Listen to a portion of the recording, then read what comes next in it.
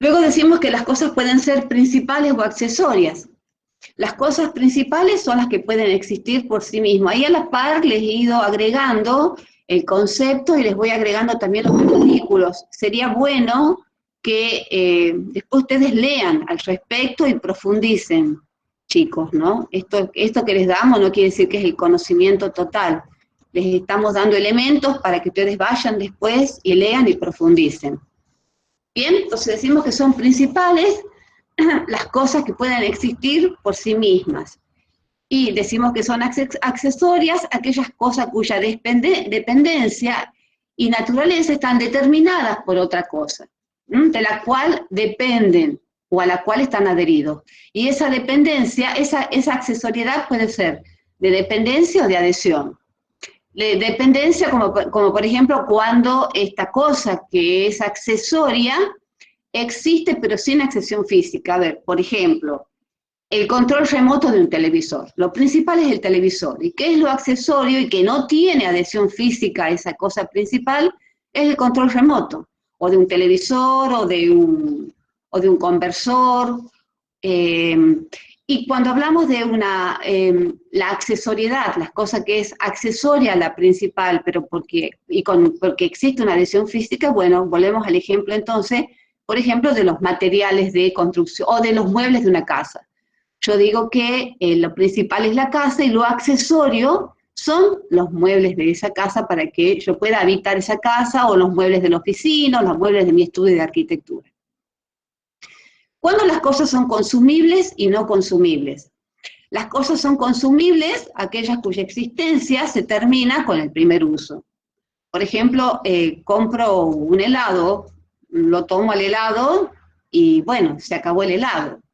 Bien, me compro una gaseosa, la tomo la gaseosa, se acabó la gaseosa. Y son no consumibles cuando las cosas no dejan de existir con el primer uso. Puede ser que con el uso sucesivo, una prenda que ya se gastó o se destruyó, bueno, ya no pueda continuar utilizándola. Bien, entonces son aquellas cosas que yo necesito consumirlas en el tiempo para que estas cosas recién puedan dejar de existir. Las cosas fungibles y las no fungibles. Son cosas fungibles aquellas que yo puedo cambiar por otra cosa de una misma especie y que esa cosa equivale a otra, a otro individuo de la misma especie y que puedan sustituirse. Por ejemplo, una cosa sería no fungible cuando yo tengo, pongámosle, un caballo de una determinada raza que yo lo utilizo, que es un caballo que corre carreras, y bueno, evidentemente ese animal es un animal muy especial. Bien, es un animal muy especial que no lo voy a poder cambiar por otro animal de la misma característica, porque bueno, es único en su raza. Una cosa fungible podría ser que yo cambie una bolsa de cemento por otra bolsa de cemento.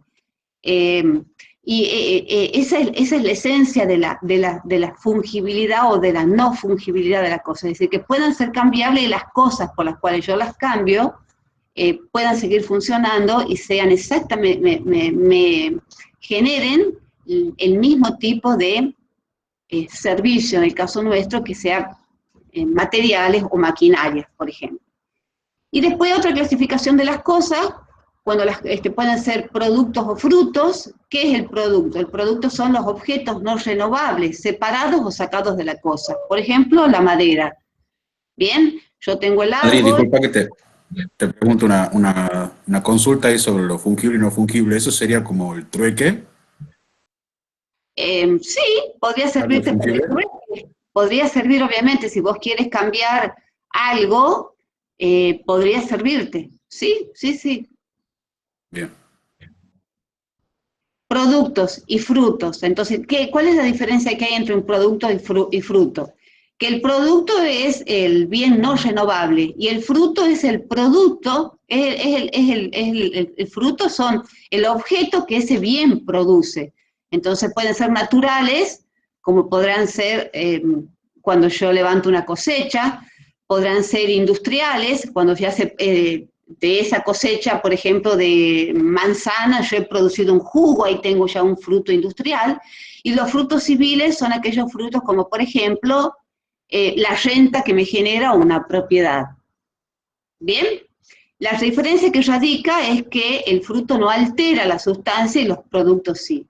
Calculen si yo al árbol lo corto para aprovechar la madera, y bueno, si lo he cortado parcialmente, bueno, tendré que esperar un tiempo para que ese árbol vuelva a recuperar la altura que tenía, y para que ese árbol vuelva de nuevo a ser un árbol que me pueda dar de nuevo ese producto.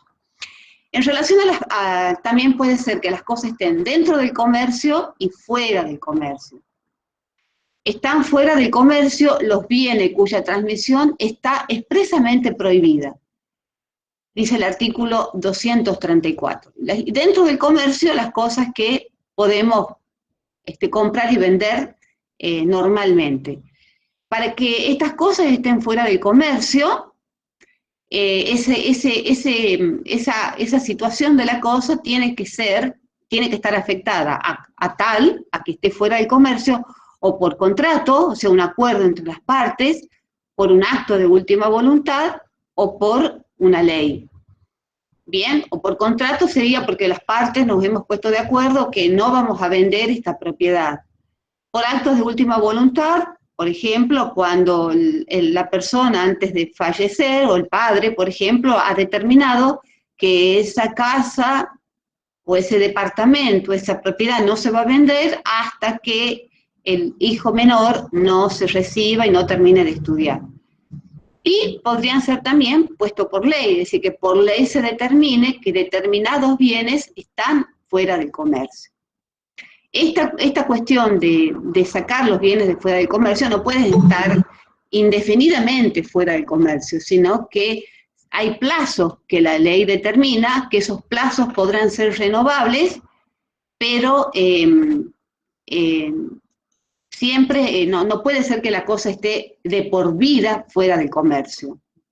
Las cosas están hechas para que estén en el comercio y para que la gente pueda trabajar y pueda generar riqueza con estos bienes. Y la clasificación de las cosas en relación a las personas, hay un principio que es un principio rector. No hay cosas sin dueño, es decir, que todas las cosas pertenecen a alguien. Y las cosas pueden pertenecer al Estado o a los particulares. Es decir, que yo no puedo decir que encontré algo que no es de nadie. Puede ser que sea una cosa que esté perdida, pero, por ejemplo, no puedo decir que ese terreno es de nadie. Ese terreno le pertenece a alguien, o es del Estado o es de un particular. ¿Bien? Y para eso, ¿cómo vamos a averiguar? Y bueno, es simple, con los datos de esa cosa, vamos a ir al registro inmobiliario, vamos a verificar la minuta catastral, y ahí van a aparecer el dueño de la cosa. Es decir, que no podemos decir que un terreno es de nadie, y que yo me lo puedo apropiar. Cuando las cosas son del Estado, pueden tener dos características, que sean del dominio público del Estado o del dominio privado del Estado. Las cosas del dominio público del Estado tienen esta característica. Primero, que son de uso público. Y segundo, que son inembargables, inenajenables e imprescriptibles. Las cosas del dominio público están afectadas como tal por ley. Bien, o sea que hay una ley que, si estamos hablando del Estado nacional, será una ley nacional; si es una ley será si es la provincia, serán leyes provinciales; si es un municipio, serán leyes municipales. Bien, según el estamento al cual estamos refiriendo y a qué lugar, a qué estamento pertenecen esas tierras. O sea que pueden ser tierras del dominio público de la nación, de la provincia o de los municipios. ¿Y qué características tiene? Dijimos que son inembargables, inenajenables e imprescriptibles. Es decir, embargables, que yo no los puedo embargar, o sea que si el Estado me debe a mí honorarios, por ejemplo, yo no le voy a poder embargar al Estado un bien del dominio público. Los bienes del Estado, del dominio público del Estado, son inenajenables, quiere decir que están fuera del comercio, no se pueden vender. Es decir, que el Estado no puede vender las tierras del dominio público. Dominio público quiere decir que es de todos. Es de todos. ¿Bien? E imprescriptibles que no prescriben, es decir, que aunque yo no las use, el Estado no las utilice a las tierras, el Estado no las utilice, es decir, no haya construido nada en esas tierras y no le haya dado ningún uso, no prescriben. ¿Bien? ¿Está claro? Y el dominio privado del Estado se caracteriza porque, bueno, de ese dominio privado no tiene estas características, son para el uso privado, como por ejemplo la casa de gobierno o los de edificios que tenga el Estado para poder desempeñar sus funciones. Los edificios, ya sea que el Estado ha comprado, ha adquirido, son del dominio privado del Estado. Ahora, cuando el Estado quiere disponer las cosas que son del dominio público, así como por ley han sido afectados a ese dominio público, por ley tienen que ser desafectados. Es decir, que se tienen que reunir los legisladores y los senadores, depende si hay provincias que son en lugares donde sean unicamerales o bicamerales, tendrán que reunirse en las cámaras y determinar que ese bien y por qué motivo, cuál es la causa para desafectar un bien del dominio público, pasarlo al dominio privado para que el Estado pueda disponerlo, es decir, pueda venderlo. ¿Bien? Y todo lo que no es del Estado es de algún particular. Será persona física o jurídica, pero a alguien le pertenece. Es decir, que no podemos decir que las cosas no tienen dueños. Las cosas tienen dueños. Bueno, entonces ya tenemos claro el concepto de las cosas, o sea, sobre lo que son el objeto de los derechos reales, y vamos a ver entonces cuáles son las características de estos derechos reales. La primera característica es que son creados por ley, es decir, que los derechos reales solamente se crean por ley. Las partes, el comitente y el arquitecto no se pueden poner de acuerdo para crear un nuevo derecho real. ¿Bien? Esos derechos están creados por ley y están determinados en el Código Civil y Comercial. Y por eso decimos número clausus, porque están numerados, están articulados, están mencionados cada uno. No es que yo voy a decidir porque me convenga, voy a hacer otro derecho real. ¿Bien? Están enumerados en el Código Civil y Comercial, están dominados por el principio del orden público. Esto es muy importante porque es un principio rector. ¿Y qué es el orden público? Dice, es la situación de normal funcionamiento de las instituciones públicas y privadas. Normal funcionamiento de las instituciones públicas y privadas, en las que las autoridades ejercen sus atribuciones propias y las personas ejercen pacíficamente sus derechos y libertades. Miren qué importante, chicos, que es el orden público. Y todo este tema, por ejemplo, que estamos viviendo con las tierras, las tomas de tierras, ahora cuando terminemos de ver este tema, más o menos ya van a tener un poco más claro y van a poder entender qué es lo que está pasando en este momento en el país. Otra de las características que tienes es el derecho de persecución. ¿Qué quiere decir de persecución? Es que la cosa se persigue en manos de quien esté. ¿Qué quiere decir esto? Que si yo tengo un acreedor hipotecario, por ejemplo, ese terreno yo lo tengo hipotecado, porque así dice el registro inmobiliario, y bueno, si yo no pago la deuda que tengo con mi acreedor, ese acreedor tiene derecho de persecución. ¿Bien? Tiene derecho de persecución y de recuperarla la cosa de manos de quien se encuentre. Tiene derecho de preferencia, porque los derechos reales, es decir, los derechos reales tienen preferencia sobre cualquier otro derecho.